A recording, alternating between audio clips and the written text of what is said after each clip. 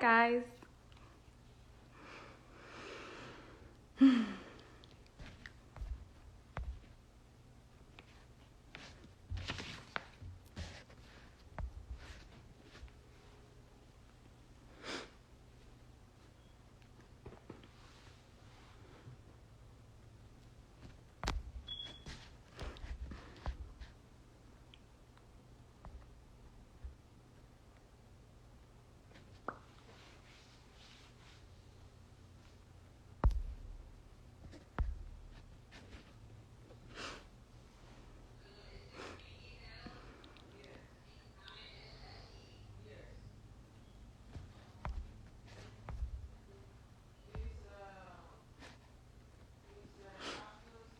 All right, so we have one more minute before we officially start. Before we start, would anyone like to explain any good news that they received lately, whether it was today, yesterday, last week? I don't have any good news, but if anyone else has good news, please share.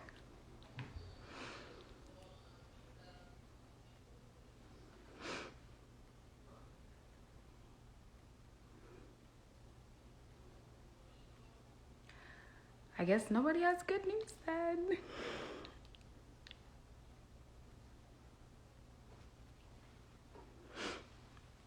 Okay, it is officially 1 p.m. So we're gonna get started with our live today. My name is Abuelo DG, and I will be moderating today's interview with our guest star, Olly. Before we jump into that,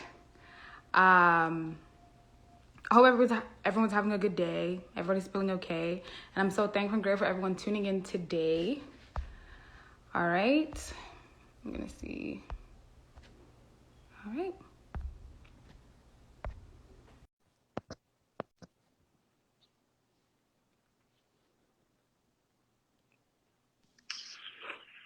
Hi, Olly. Hey, how's it going? I'm good. How's it going with you today? I'm good. I'm good. Days are long, but fun and exciting. As long as they're fun and exciting. That's always a hmm good thing. hmm Oh, it's so good to see your face. It's awesome. I feel like it's rare to see me smiling because everyone's used to me as Carlton being upset all the time. Um, It's good that you smile a lot, though, because if you didn't, then we'll have a little problem. no, see, that's the thing. Like, it's so funny you say that because my mom, she was like, Olamide, because my full name is Olamide, and she's like, Olamide, make sure that when you're interviewing, you're smiling. Because I think she's really worried that if I don't smile in interviews, then people will assume that this is just the way that I am all the time. That's Which, spoken like a true Nigerian mother, because that's what my mom right? says. She says it's important to smile. So I Which was it definitely works feel the same. out because I love smiling anyway. So, like, Hmm. it's fine. It's fine. That's good. I like that trait. I feel like it's important to smile not 24/7, but like for the most part, it's always important to smile. You can never know what a person's going through when they're smiling. You can always assume great things when a person is smiling. So it's a Yeah, good and thing. also I don't know what it was. I was way younger when I read this, but apparently, if you're in not a great mood and you smile, it sort of tricks your brain into. I don't really know how that works, but I don't know either, but it most definitely works. yeah. It definitely works. How But was how your are you today? Oh, okay. I'm pretty good. How was your Yeah, day today? it was solid. Again, I just like I woke up early because these days I'm just always waking up really That's early. But other than that, Jay chilling. You know. so. How early do you wake up? I'd say, well, so it depends. If it's during the season when we're filming, I'm usually up at like 4 or 5.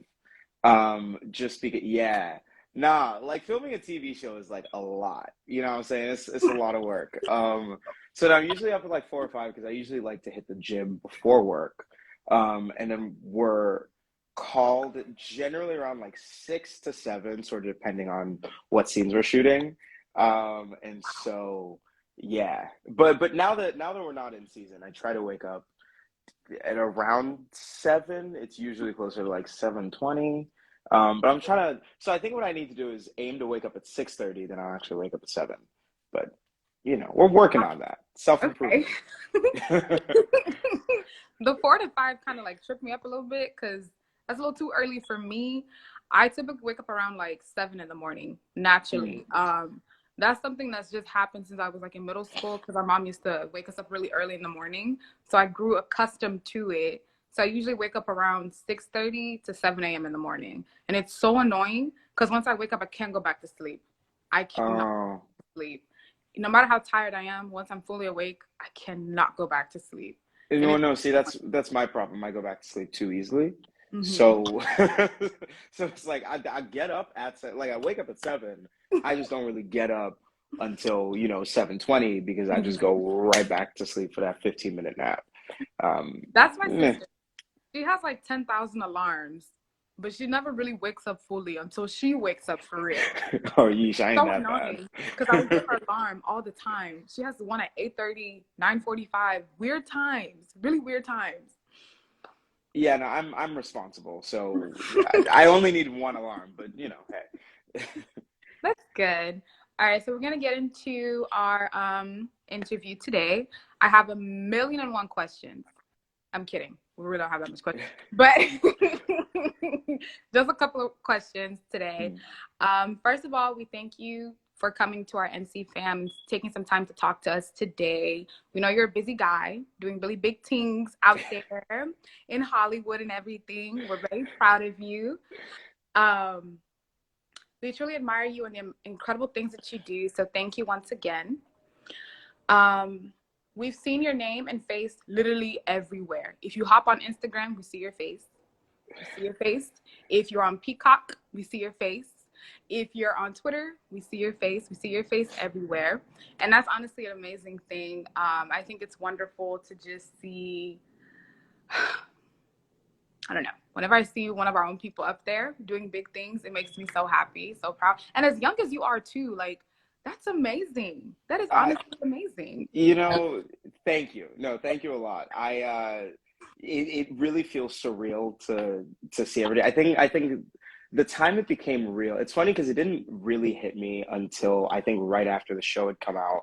And it was Super Bowl Sunday, and Oh, the Super yeah, I Bowl was remember that. playing, and we got like 2 or 3 trailers during the Super Bowl, and every time it would play, I'd get like 700 text messages. I was like, "Yo, blah, blah, blah," and I was like, "Oh, dang, like for real, it's Mm-hmm. happening. I'm everywhere." And then the week after the Super Bowl, billboards went up everywhere. Because we were in Times Square for a bit. It's been pretty crazy. But I'm just kind of trying to stay in gratitude and trying to stay thankful for the whole thing. I'm incredibly fortunate to have found, yeah, I don't know, the stars aligned, right? Like I found the right project found me. So, it was magic. Yeah. I remember I heard Will Smith talking about the idea of rebooting Fresh Prince. I didn't think it was actually real until the other day. I was literally on Instagram and I saw his page and he was talking about Bel-Air coming to Peacock on this specific day. And I was like, pause. And I think the thing that blew my mind the most was the representation in the cast. Because in the Mm. original show, most of them were all light skinned, and then the only dark skin that we had for 3 seasons was Aunt Viv, but then she left, and then we got another light skinned Miss Aunt Viv. When I saw the cast for the reboot, I said, "Wow, you have Aunt Viv, you have Uncle Phil, you have Hillary, you have Jazz. Every single person on the cast just looks amazing." And then I was also watching the trailer and I was like, why does this actually look better than the original one? Because I think it was just like they have more space to like do more things than they did with, Mm. because that was a sitcom. It was a sitcom, so it's like Mm. forced to laugh. But this one, you can actually laugh when you want to laugh because it's actually funny. And it's like I mean, well, here's the thing. amazing. I'm not gonna say that it's better than the original. I think that they're both serving different purposes, right? Like, I think because you also have to remember that back then that show was so incredibly revolutionary for its time. You know what I'm saying? And so to have a sitcom that even addresses Black issues, or that even addresses a Black kid's struggle with going from quote unquote the hood to Bel-Air, like that was so revolutionary for its time. And so they were just working within a lot of confines. And so what's really cool about our show is, you're right, you know, we do get the opportunity to take those issues and go way deeper with them. You know, we have an hour, so we can really sit in them. And you're right, like it's not a joyless show. Like it's a Yeah. really funny show. You know, Hmm. like Jazz is hilarious, Will is hilarious in it. So I don't know. I wouldn't say it's better. I just think that, you know, they're both serving different things. You know what I'm saying? They most definitely are. Because I know looking back, we most definitely do take for granted like what those people had to like go through to bring that show to life, you know. Hmm. I most definitely know it wasn't easy being able to talk about those things. Like I remember there was an episode in season one where Will and Carlton got pulled over, and the very first thing that Will did was like put his hand on the dash. And I remember like the audience was laughing because they thought it was funny, but I was like, it's not funny because imagine having to talk about serious things, but they have to treat it like a joke. You understand what Mm. I'm saying? That's Mm. really the hard part about bringing those tough things that we face in life to like the big screen, because we have to like be satirical with it or like joke around with it when it's actually serious, which is what I was very thankful and grateful for, like the reboot, because there are things that we get to like cover without having to Mm. be funny about it. We get to be serious and explain our experiences through it, which is amazing. I mean, at first I was like, do I really want to reboot to a classic show like that? But then I saw the trailer, I saw the cast, I was like, yes, because I love me some Coco Jones. Mm. And also the guy Jabari Banks who plays Will, Jabari, he's here's the thing. spot on. Yeah, Spot Jabari's on. incredible. He's an incredible, Literally. incredible dude. Like, wow. I was I was just I just know so much was going into this when it came to the planning, and I give like a 100% round of applause to the people who are behind the scenes, the team, and everybody who came together for this show because it's amazing. I personally haven't seen it yet, but my sister has, and she talks about it 24. Wow. Listen, So you mean to tell me that here we sit and you ain't even seen the show? I listen, clocked you listen, on that. You know listen, what? You know what? It's listen. cool. I'm gonna just move on. I don't even care. Why do you keep I've moved on.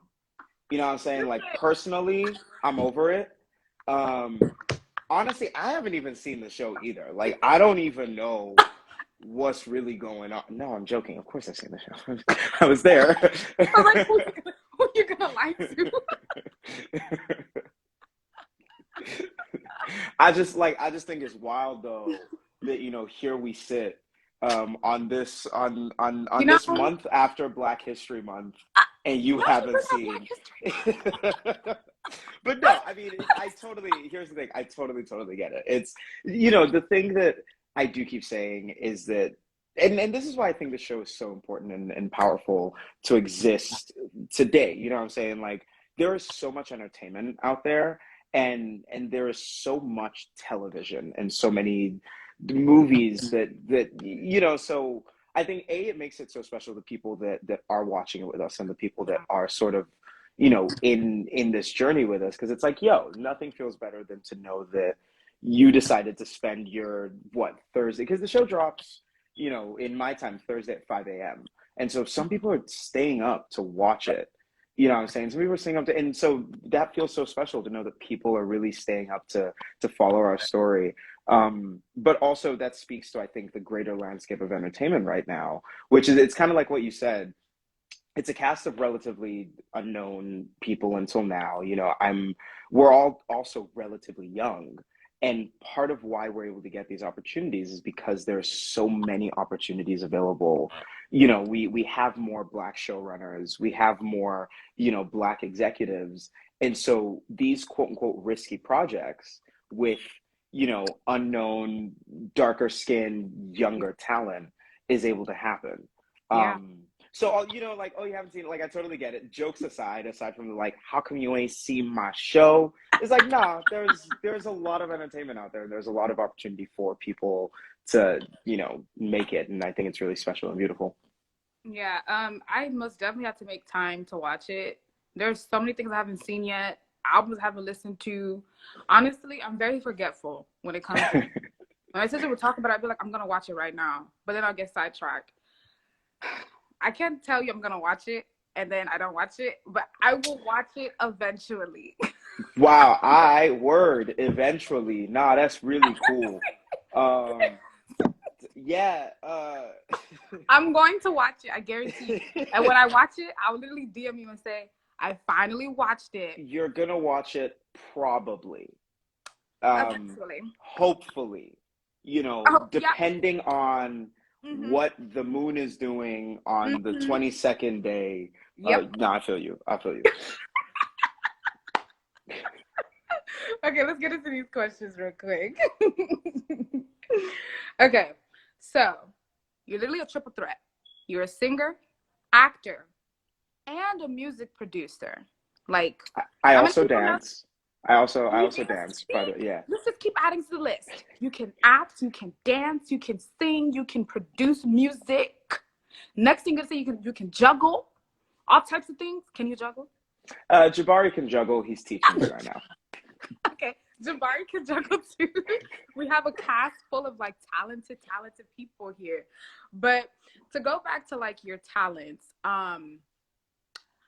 when did you know that you wanted to be an actor, singer, and music producer? And was there a specific moment that sparked your interest for those situations? Something I always go, a saying that I say in life a lot is that no knowledge is lost. And so I remember growing up, I was always really into music. Like Michael, I was obsessed with Michael Jackson. Every Sunday after we get back from church, I'd run to my parents' room and we had pretty much every Michael Jackson CD, and Yeah. I'd plug it in and I'd play it. Because I had to do it right after we got back from church because since it was my parents' room, if they fell asleep before I started playing it, then I'd be disturbing them. But if I was in that room first, then like, whoops, dibs. Um, so I've always just been so in love with music and what it, you know, the way it makes me feel, the way it, um, and so music was sort of my first love, but it never really even occurred to me to pursue music for Yeah. some reason. Yeah. And then I grew up playing sports, right? And then one fateful day in 2008 or whatever, I'd watched this little indie movie called High School Musical. And I was like, yo, this theater thing is like bomb though. And That's so it. then that was when High School Musical was kind of what got me into performing and acting. And I was like, yo, this is really dope. This is engaging. And so I think it all really changed when my sophomore year of high school, I was 13. I got into this performing arts high school out in Houston. It's now known as the Kinder High School for Performing and Visual Arts. And that was when I sort of started to take the acting thing seriously. Um, and you know, at that school, I got singing training, I got dance training, and then it was my then senior year of college that I was like, yo, I want to do music. Because again, I've always loved music. I've always enjoyed Yeah. it, but it never for some reason occurred to me to actually, you know, do it for real. And then I was like, all right, well, I want to do music, but I hate waiting on people to give me permission to do my art, right? And so I was like, all right, so I wrote a bunch of stuff and I was like, okay, well, now I need it produced, but I don't have someone to produce it with me. So I was just like, you know, I'll just learn how to produce music, you know. And so this goes back to what I mean when I say no knowledge is lost, because growing up I was huge into computers. Like I was a computer nerd. I used to, you know, computer programming and everything. Ooh. And so I think my experience with computer programming and video editing and VFX editing Yeah, they sort go. of helped. Yeah, it's like, but they sort of helped me learn music production software relatively quickly because I can just pick up, you Yeah. know, computer softwares like that. And so taught myself music production, then taught myself mixing and mastering and arranging. And, but, you know, I think that's the cool thing. I still look at myself as a student of the work, a student of the art. So, like right now we're in my studio. I don't know if y'all could see, like we're in my studio right now. Before I hopped on this call, I Okay. was like on, so like I'm sort of always like working and building myself. That is awesome. Um, I heard you from Houston, Texas. Yeah. You're from Houston, Texas. What part of Houston are you from? Uh, I'm from like a lot of places, but yeah, Mhm. like Houston was sort of. I moved to Houston when I was 10, so that was kind of where I became an adult. But we primarily lived in Sugarland, and then we moved to Pearland recently. Oh, okay. I Yeah. live in Sugarland. That is so weird. Like Hey.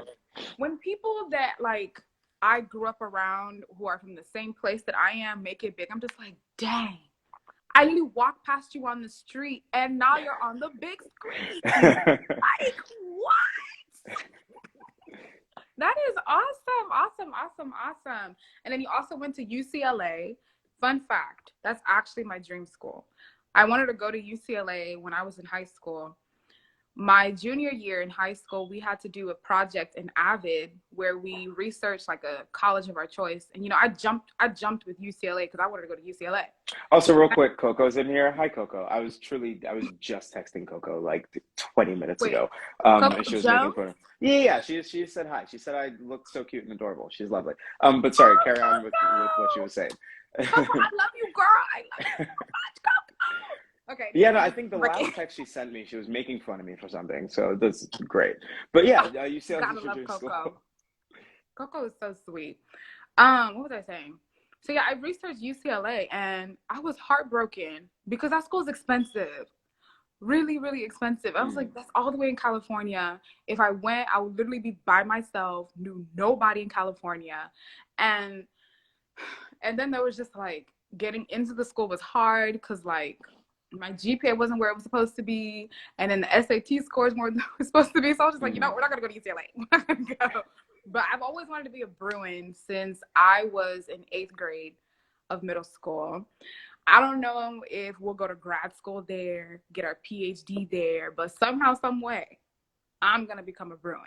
But when I found out Mm. that you went to UCLA, I was just like, of course you went to UCLA. No, Like, right. UCLA, that was also its own magical experience, like no, but here's the thing, you're right. It's such a tough school to get into, Mm-hmm. but I think, the work ethic that sort of established at my high school, at that performing arts high school, because there's just so much, you know, there's a lot to do with just keeping a decent schedule, what I'm saying, the just having a good grasp on your to-do list and all the stuff that you have to do. By the time I got to UCLA sort of refined my work ethic, right? And so I would attribute so much of why I've sort of able to be, and I hate saying the word like so successful at a young age, because obviously luck and good fortune like plays a lot into that, right?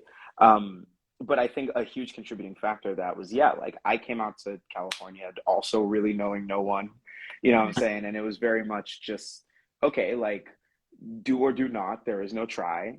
I'm gonna just fucking do it. And we'll see what happens and we'll hope for the Yeah. best.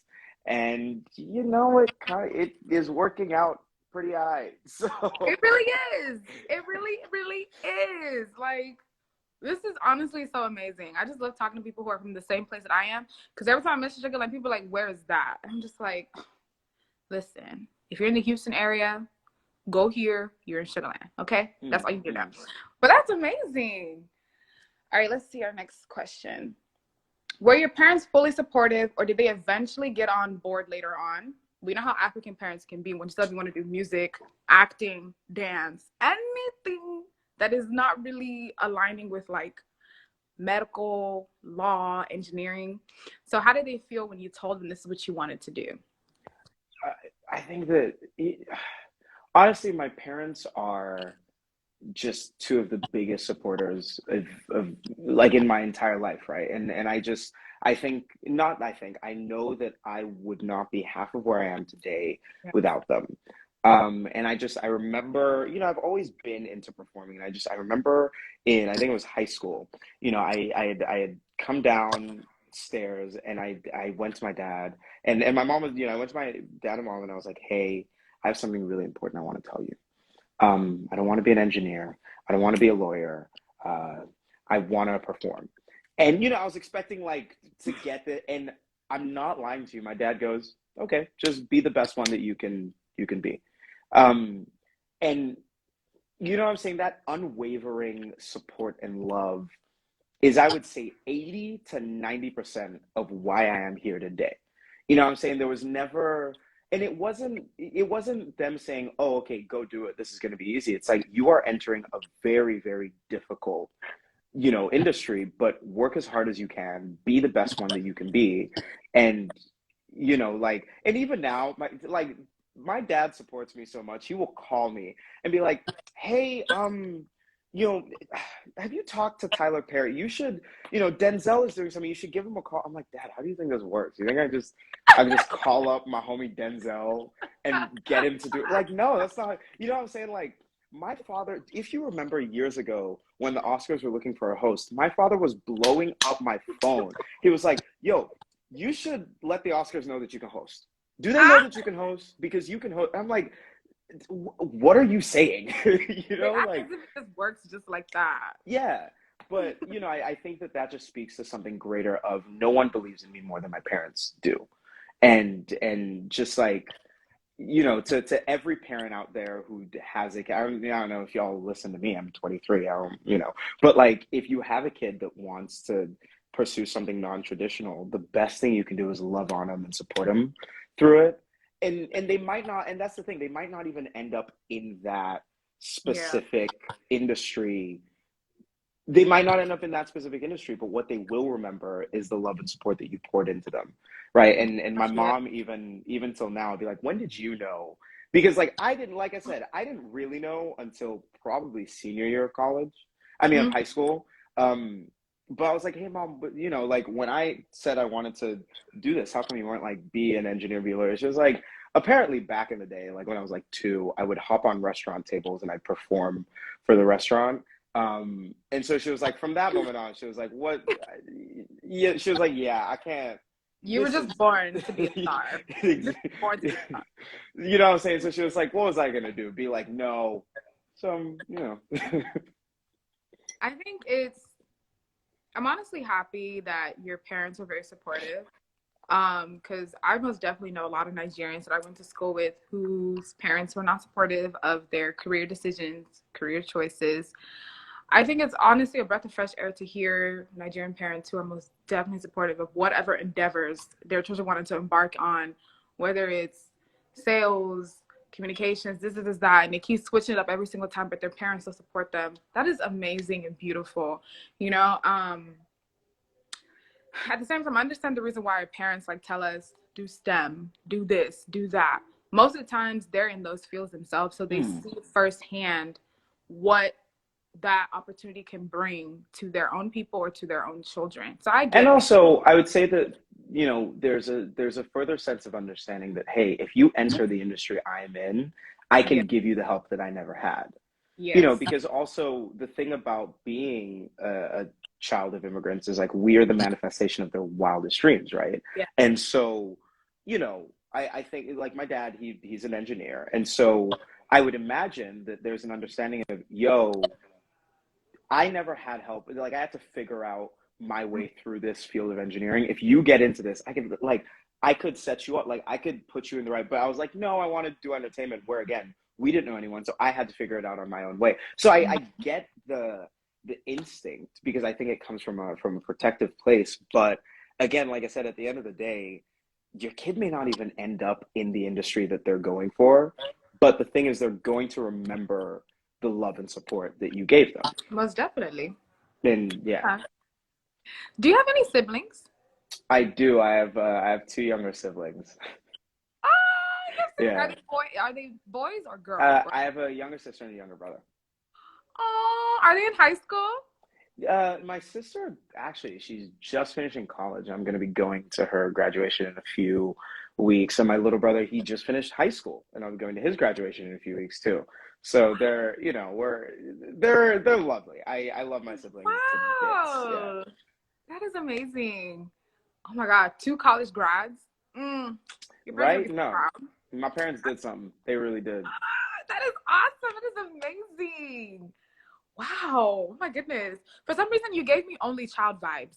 That's why I had to ask. I was like, is he an only child? Or does he have siblings? What's that supposed to mean? What do you mean I gave you? Explain what you meant by that. I mean, when I look at you, I wouldn't assume that you had siblings, but because you're Nigerian, most of us Mm. have siblings. So I had to ask. No facts. All right, No. facts. You never know. Okay. What is your favorite part about acting? And is it self-expression for you? Um, it's interesting because I actually don't think in my acting work I really get to express that much of myself. Music is sort of my way to like work through the stuff in my brain. But I think the most important and special thing about acting to me is that I know that someone is sitting there and they feel seen and they feel heard, right? Like with the character of Carlton, I think again, you haven't seen it, but in the beginning, he's very, I'd say it's very easy to misunderstand him, and sort of he comes across as egomaniacal, a little self-absorbed, kind of the worst. But over the series, you get to learn about his struggle, and you get to learn about what he goes through. And I think that, his struggle with anxiety, his struggle with substance abuse, and knowing that there's someone at home watching the show and being like, I know what it feels like to be the only black kid in an all white school. Like, I know what it feels like to put so much pressure on yourself that you're anxious every moment of the day. Yeah. Um, that's just the most magical part of the job for me, right? Mm. Because I always keep saying, one of the things that also got me into acting, right? Power Rangers. I loved Power Rangers with all my heart, soul, body, and spirit, and I can never figure out why. And it was only a few years ago that I realized that there's something about this idea of having a responsibility greater than yourself. Um, just it appealed to me, right? Like I would watch Power Rangers and just like, what do you mean this group of people have been chosen to save the world or to whatever, and Mm. so I don't know. The feeling that Power Rangers gave me is sort of the feeling that I hope to give to anyone at home. Ideally, young kids, because the children are the future and all that. Oh my gosh, you're so humble. That was like honestly the best answer I've ever heard in my life. That was so motivational. Like, okay, that's amazing. I also heard because my sister rambles about this show. I literally listen to her when she's talking about it because it sounds so good. I heard that your character Dick. I said Carlton does cocaine on the show. I was like, I said, Carlton, again, what is going on in this show? I don't, the show, we don't find Carlton in his best light in the beginning of the show, but here's the thing. If you took a snapshot of any of us at 16, like, would we be the most likable person? I wouldn't guarantee that. No. Mm-mm. Think about how I was at 16. Maybe, Mm. maybe not. I don't know. But that's cool. I've always liked acting, even though I'm not an actress myself. I was in theater for 2 years, but I did musicals because that was my thing. I'm a sucker for musicals. I love music. I like to sing. I like to dance. I'm not the best at dancing, but let me tell you something. You put on some good music, I will dance horribly and great at the same time. I will dance. um, I never really understood the importance of acting until I learned about improv. The idea that you keep going, even when you are distracted, even when you forget your lines, you just keep going. You keep going, you keep going, keep going, you keep going. I think that's one of the most beautiful things about acting. You make up things as you go. You keep going. You don't stop. Even if you forgot, don't let the audience know that you forgot, because when you forget, that's when they know that you messed up. You never want people to know that you messed up. Um, Also, like you could tell a story through acting as well. How the audience is able to connect with the characters. I remember there was my school, they did a piece for like district for when they run for like stuff and stuff like that. They auditioned with this piece called Ruined. When I tell you I have never cried watching a play, that was when I knew acting is so powerful. Mm. Bad. It's really bad. Okay, it's bad. Because when she screamed, "I'm ruined," the floodgates just came. Mm. crying tears. I was like, why do I feel like I'm her in that moment and she's me in this moment? I was like, I can't do this. I can't do this. That's why I can't be an Mm. actress. I feel like if I was an actor, I'd get too connected to the character that I would lose it, literally lose it. But And I mean, it's tough, right? Because I remember even just while we were in the middle of the season, while we were shooting, my friends were just like, "Oh, hey, like, how's Bel-Air going? Like, how's the show?" And I'd be like, "Ain't gonna lie to you, Carlton's putting me through it." Because again, he's in such a dark and vulnerable place, sort yeah, of throughout the season, especially in the beginning of the season when I was still finding um sort of where his mental space was, but like throughout the season, it's a tough season for him. And the episode that actually comes out this week is pretty rough. But what I'm saying, and it definitely it takes a lot of work and a lot of practice to be able to, get to work, drop in, do your yeah, job, but then once the camera's call cut, once it's a wrap for the day, to yeah. leave that all and go. It's tough, but like, it like I said, there's practice involved in it because it's a skill that you can refine over time. Yeah. It's a challenge to say the Yeah, least. because I didn't really know how how much work goes into like portraying a character until because we all know about Heath Ledger and how he played the Joker and how he tapped into it so much that his life was taken through that. And then we had the Joker movie with Joaquin Phoenix, and I'm not gonna lie, I was worried about that one because I think like playing the Joker is really, really detrimental because like you're playing a character that is beyond psychotic at that point, where you try to bring this character to life while also sympathizing with him at the same time because this is his origin story. And that movie got so much praise. I didn't watch that movie because no, I don't like Mm. the Joker like that. But the way people were just praising that one, I just always wondered like when you are researching into your characters to play, like what goes through your mind when you want to portray them? What do you do? And how do you bring that character to like the proper lighting that makes people fall in love with them, hate them, want to punch them, and just go through a series of emotions? Like, what do you do in those moments that allows you to connect to those characters in the deepest level? So actually, a friend of mine, Jasmine, she was just like method acting because there are a lot of actors that use method, right? Um, I don't, at least so far, method isn't really my way, just because I like that separation of self and character. But sort of my way in is music, because like I said, I grew up as just a very musical person. Music it helps me dictate my moods, you know what I'm saying? Like it's so integral to my being, right? That when I show up on set and I know what type of scene I have to do for every character that I've ever played, for just any movie, any theater show, I always make playlists to just Yeah. sort of get me in the world and in the body of that character. And different sections of the playlist sort of pertain to a specific mood. So, if I need the feeling of arriving at a party and like being, the it guy at the party, I know which section of the playlist that is. If I need a playlist for I received terrible news, and I'm emotionally distraught, I have that section of the playlist. And so that is sort of my way in, which still retains a sense of this is who I am, this is who the character is. I'm stepping into that character, and then eventually I'm gonna step away from that. Um, yeah, I think that's the short of the long of it. I like how you use music to associate different scenes. Like if you're walking to a party, obviously I'm gonna have Megan Thee Stallion playing in my head because I'm that Sure. girl. I'm gonna walk But see, in that's like the I, thing, right? you know. Like, but see, it depends on who the character is you're playing. Because, Mm, like, there are certain characters where when you're stepping into a party, it's Megan Thee Stallion. There are other characters where when you're stepping into the party, it's, I don't know, it's Taylor Swift. There are certain characters where when you're stepping into the party, it's Saint John.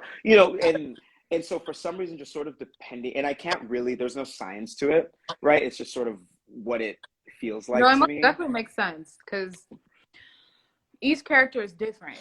So Yeah. like you that plays Carlton, what would you say Carlton's playlist would be like? I mean, Song. I have it. I have his playlist. It's a lot of actually the main song that feels very Carlton to me is this song called California by Berhana. Mhm. I've been running, got so many stories to tell. Um, but ain't no one to tell them to. And it's just like it has this really, really funky bass line in it, but it feels very there's something about it that feels earthy while also it feels earthy and bouncy in a way, right? Because both of those things are sort of opposites of each other, but somehow the song feels both grounded and also bouncy. Um, it also feels there's this driving force to it, but then also in his darker moments, "Hold My Liquor" by Kanye West, because there's sort of this there's this sort of morbid energy around that song. You know, I can hold my liquor, this man can handle his weed. And then, so those are sort of the two songs that are the two opposite sides of Carlton's moods. Mhm. And, and then in there is the other ones. Wow. Yeah. You, But you also I took haven't listened. The thing is also I don't remember too many of the songs because I haven't listened to Carlton's playlist in we wrapped a few weeks ago, so I haven't like got, you know what I'm saying? Like when we were shooting, I was on that playlist every day. Now I'm working on other music stuff, so I'm in a different part of my brain now, so I don't remember too many of those songs. you really are a musician for real. A musician for real, for real. Like, Thank you. that's a beautiful voice. Wow. What you can sing. And you sang for us twice. I didn't even ask For free. you just went with it. I was like, wow, that is amazing. So did you make the playlist yourself, or was it just like a playlist that was already made for Carlton? Oh no, it's me. Like it's whatever music. Like I said, it's just there's no science to it. It's just sort of whatever I um because every actor has a different process. Some people don't want music at all. Some people, I have an actor friend that before every role he goes into the mountains or the forest or whatever and he just, sits there and does his thing. So like everyone has their own thing. Although it was very funny, right? Because I had made this playlist and then Morgan, our creator, and he directed episode one, the pilot. He was like, "Yo, what's up, young O? How's it going? I don't know if you work like this, but like I like to make playlists for each of my characters. Like, would you mind if I sent it to you?" And I was like, "Yes, I love playlists." So he sends me this playlist, and we straight up had like four songs that overlapped. You know what I'm saying? And me and Morgan don't have like we have similar music tastes, but we don't have the exact same music taste. There were four songs on this playlist of both of ours for Carlton that overlapped. One of them was obviously Hold My Liquor. And so, you know what I'm saying? Like even that party scene, when you do watch when you do watch the show, in episode one, that party scene where, Carlton's at the table, he does the thing and he's sitting there. Connor is like, yo, blah blah blah blah blah, you're being a little bitch. And I remember in between takes, Morgan walks up to me and he's like, yo, go back to Hold My Liquor. This right here is Carlton's Hold My Liquor moment. You know what I'm saying? And so that look where he's sitting there as the lights are where Carlton's sitting there as the lights are changing and he's just sort of going back into himself and he turns around and sees Will and Lisa. Like all of that was a Hold My Liquor moment. And when you watch the show, you'll know exactly what I'm talking about. But you know what I'm saying? It's moments like that music just it draw because with words can get overcomplicated. You can, oh well, okay, this is the first time he's blah blah blah blah. You can really overcomplicate things with words, but I think music is so intrinsic to the human experience that just taking myself back to that song and knowing what that song is, it's just like boom, I know where I am, I know what I need to do now, say the lines through this mood Yeah. and we're done. Wow. That was so enlightening. Oh my goodness. But I think that's amazing how like the importance of music. Music is it's not just used for like to escape. It's used for situations like that too. As Hmm. an actor who wants to like connect with the character, they use music to explain and just vibe and connect with the character. Music also be used as a way to heal Music can be used as a way for therapy. Honestly, music is just amazing, period. No, I love music. And I'm in it's love with honestly music. amazing. I think like for you as a musician and a music producer, you connect to it on a deeper level than us who are just listeners. You understand? So like you're listening to the beat, you're listening to the lyrics, you're listening to everything that's composed of that song or composed of this sound. And that is awesome. Okay. That is really, really awesome, Olly. Like you're just blowing my mind today, and I didn't Thank you. expect for my mind to be blown in this interview. But that is amazing. That is amazing. You're really dropping keys today, and I hope people are like paying attention because you're dropping keys today, literally keys. Okay. So our fourth question is: have you found cool ways to memorize all your lines, and how did you get creative when it comes to memorization? Honestly, the way I memorize is actually so very boring. There's this app called Cold Read. What I used to do is I would just record all the opposite lines into my voice recorder. And so that way I'm starting and stopping. So I know I know my cue line, I know but there's this, I love the 21st century. There's this app called Cold Read. I record all my lines into I record both lines into it.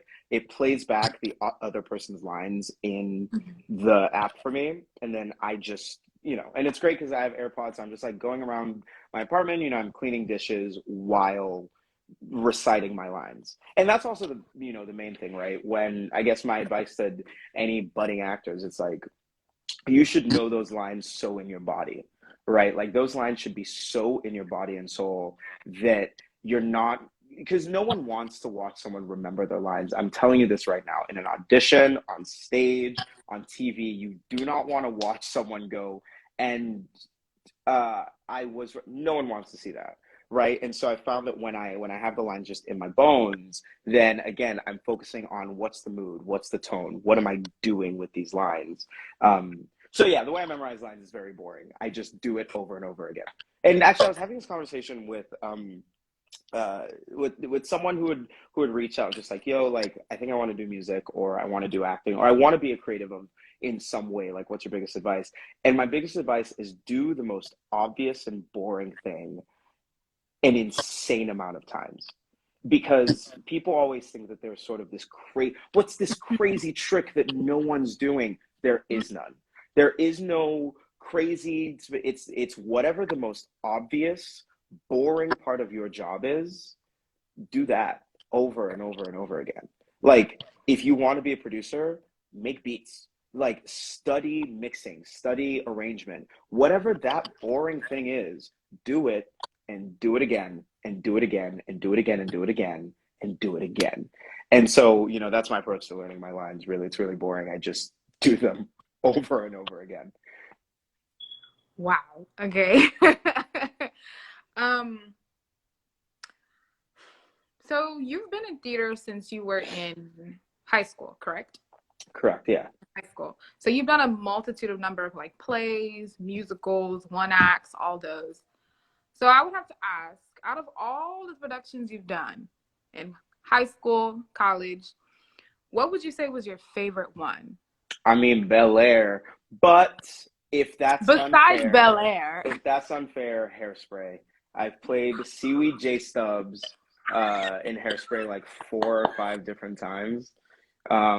That's just it's hard, right? Because my top three: Seaweed J Stubbs, Hairspray, Dreamgirls. I played Curtis, and The Wiz. I played Scarecrow. That's like three of my favorite roles. I wish I got to play Jimmy early though. Never got to play Jimmy, but in a few years when they do a reboot of the movie, I'll be Jimmy. You James, literally thunder early. you've literally done the three musicals that I literally love. You did Dreamgirls Yeah, and you played Curtis. yeah. Curtis. And actually, oh my God, like she's like a little sister to me, Samantha Williams. She's on Broadway right now. She was my Ooh. Effie. We were in high school. It was a very, very fun time. How did y'all get away with doing it in high school? Because the original Dreamgirls was not appropriate. So like, was It's it modified? not not appropriate. I mean, I guess I'm just seeing it from like the standpoint of like certain things that were taking place, like the mention of drugs, alcohol, all that. Because I remember when we did Sister Act the musical, we couldn't say certain like drug names because it was like because we had the modified one, but even then it still had like the drug names in it. But like our You also have to remember, like, I went to a performing arts high school, so like the performing arts high schools, it's like where I would say, it's all about the yeah, so y'all get away craft. with that. So It's all like about the story.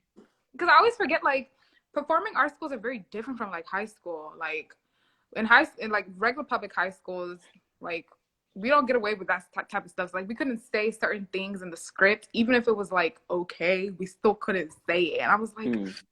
I just want to say it because like I'm on the stage once. Let me say it. Hmm. But yeah, you did The Wiz, you did Dreamgirls, and you did Hairspray.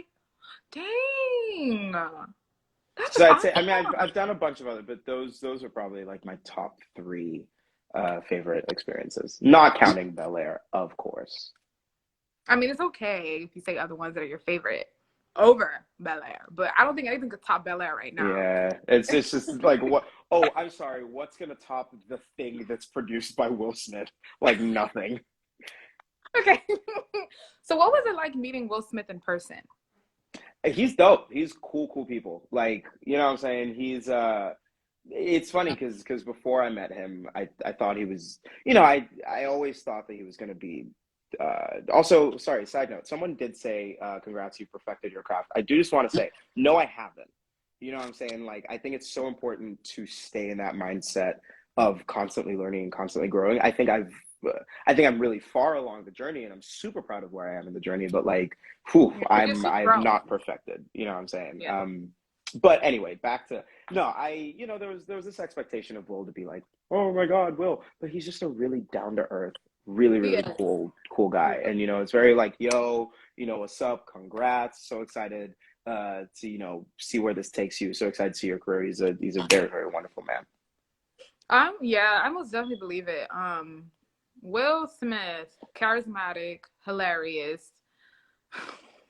Man, that's just who can really say that they got to work with Will Smith on a reboot of a Mm. show that he was notoriously known for? Like, not many people could say that. I mean, maybe like six people, the cast of the show, could really say that. But that's awesome. Ooh. Okay, what is something people don't know about you? Something people don't know about me. Uh, I guess it's probably, well, at least it's the thing that Akira and Coco keep saying in interviews. I am a huge computer nerd. I love computers. Like, I really before college, I was picking between musical theater and computer science because I was like, oh, I think I want to program computers. I had a whole web design um, business Mhm. when I was like 14. Um, yeah, so like I love computers, and that's sort of my, and again, even still now, like I'll be, you know what I'm saying, I'll be like building out PCs. Like I'm really into computers and technology. Okay, Steve Jobs. Okay, that is so cool. So, like, did you ever consider like combining the two? Because I know you're able to do double majors in college. You can do like With musical musical theater. theater, it kind of was impossible because Mhm. both of them just require so much time and so many hours of class that if I did a double major, I would, it'd take me like 7 years to graduate, which is fine. That's just not what I had wanted. But like I said, no knowledge is lost, right? And my experience, funny enough, my experience in programming, my experience in computer programming has helped me be able to build synths out better. So like now when I'm producing, just I understand the way a synthesizer works, and when I'm using patches, it feels a little bit like computer programming. So no knowledge is lost. Wow, a master of all trades. That is Mm, amazing. trying. Okay, what is something else nobody knows about you? Something else no one knows about me. Um, I'm also I'm a huge soccer player. Love soccer. Played right wing. That was sort of my thing. Um, Also, something people don't know about me, I'm a happy person. I promise you I'm not Carlton. I know Carlton's super mad and upset all the time, but like, I wouldn't expect I, you to be like Carlton at all. nah, people be expecting that. Like, I see it on the street, people see me and they'll be like, hey, Carlton. I'm like, put your hands down, unball your fists immediately. What? I'm like, what are we doing? Dap me up, No, hug me, or that's like, how what? people. What's That's this? that's how people feel about Michael Rainey Jr., who plays Tariq on Power. Yeah. Literally, everybody wants to throw him, because I It's was one of like, them. I really wanted to throw hands at him too, because his character was just ooh so bad on the show. but But it's like I had like, to yo, remind I'm myself, acting. I'm doing my job. What's I had to remind stop? myself that every single time I said he's not Tariq, he's Michael Rainey Jr. But sometimes it's so hard to separate the two because they do it so well. It's like it's Oh not wait, even pause. Tariq Wait, anymore. Jabari, did you just call me? Oh, Bari, I didn't. Sorry, Jabari was just in here. He was like, "Sorry for calling you, bro." Okay, I have a couple of missed calls from Jabari. I need to call Jabari back after this. I didn't because he was just like, "Yo, sorry for calling you, homie." All right, word. I owe him a phone call. Never mind. Tell Jabari we said hi. It's He's funny trying because to. I feel bad because I pride myself in always picking the phone. Like my thing is, oh, Jordan called me today. Because my thing is like, no one on the show picks up their phones. No one picks up their phones. So I always strive to be that person that's like, yeah, what you need, I'm right here. Yeah. Love you, Barbar. Love you, Jordan. Oh, Talk to y'all Bar soon. Bar. That's so cute. Bar Bar. That's different, but that's cute. Bar Bar. Or Riri. No, actually, I call him Bari, but as of recent, I'm like, how do you feel about Riri? He kind of hates um, it, but that's it's fine. Rihanna's nickname. Yes, but like they both, I don't know, they both are very talented. They are. They are. Um, Congratulations on receiving the role on Carlton on Bel-Air once again. How did you find out that you received the role? Because I know there's steps that you have to take before you even land a major role like Carlton on Bel-Air. So how did you feel once you got the notification that you got it? Um, and could you reenact your reaction for everyone to see? We would love to see that firsthand. Wow, no, that was a haze. So those, so I'd sent in an audition tape weeks later because that's the way acting works. You send in a bunch of auditions, you don't hear about 95% of them, so you move on. So I sent an audition tape weeks later. My agent called me and was like, yo, you have a callback for this thing. And I was like, oh, cool. So I do the callback, which is all of this is over Zoom, right? So I do the callback. And again, I'm feeling really good about it. And then a week later, he calls me. He's like, hey, the studio loves you. They want to test you. And so what that is essentially the network. So first casting is looking at your tapes. That's what the callback is. But then the test is when, they send those tapes to the network, studio execs, like you are in the mix. You know what I'm saying? Like you are in there. Back in the day before COVID, what a test would be is you'd go to the studio and you'd do the thing for a Yeah, you do. panel. Yeah. Yeah, for a panel of people in suits, right? Mm-hmm. But COVID, so we did it virtually. And that week and a half was maybe the longest week and a half of my life. Cause like during those tests, like I had to do a bunch of chemistry reads with Jabari, with Simone, with, everyone. And then I remember I was supposed to find out on Wednesday. I didn't find out on Wednesday. So I was like, oh, it's gone. They hate me. I messed it up. And then the next day my agent calls and he's like, hey, and I'm like, oh God, what? Because he had the saddest disposition in the voice. He was just like, hey. I was like, what? What do you want? He's like, 1 second, uh, let me get your manager on the line. And so he patches my manager through, and he's like, hey, so you're on the phone with Carlton Banks, um, and it was such a ridiculous. Here's the thing: I don't remember anything else that was said on that phone call because we proceeded to talk for like 7 more minutes. I'm not gonna lie to you. I responded. I was like, hey, I haven't heard anything you've said for the last 7 moments. Just give me a second. I think I need to. I need to call my mom. I'll be right back. And so I ended the phone call, called my mom. She was in our kitchen in Texas, and we proceeded to. She cried and danced and prayed in our kitchen. She was dancing. Yeah. So it was a lot of just it was a lot of emotions. It was a lot of things happening at once. But Yeah. I'm pretty sure that was like one of the happiest moments of your life. I No, must. yeah, to date, I'd say probably one of the happiest moments. Yeah. Mhm. Hey, Oh, Jordan, that's so speak it. cool. Jordan said Olly gonna win an Emmy. Speak it, Jordan. Oh no, most Speak it. definitely.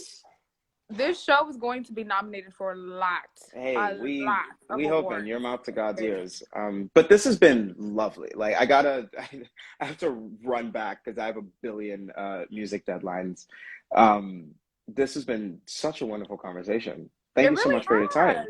No, thank you for taking time out of your own busy schedule to talk to us and to every person that tuned in today. We most definitely appreciate you coming to talk to big little old Naija Comm. We wish you the best, absolute best of luck with your career because you're only going straight to the top from here. I mean, you're already here, you can only go up from there. So Thank we're you. extremely proud of you. We cannot wait to see the other projects you're going to be a part of. I mean, your biggest project now is BelAir, but there are better ones coming along the way. So thank you once again. Thank you. Have a good one. Bye. See you. All right. Thank you everyone for coming in and taking time to listen to Olly. You can find the video on our page if you want to go back to it. I hope everyone has a wonderful rest of their day, and we'll see you next time. Bye.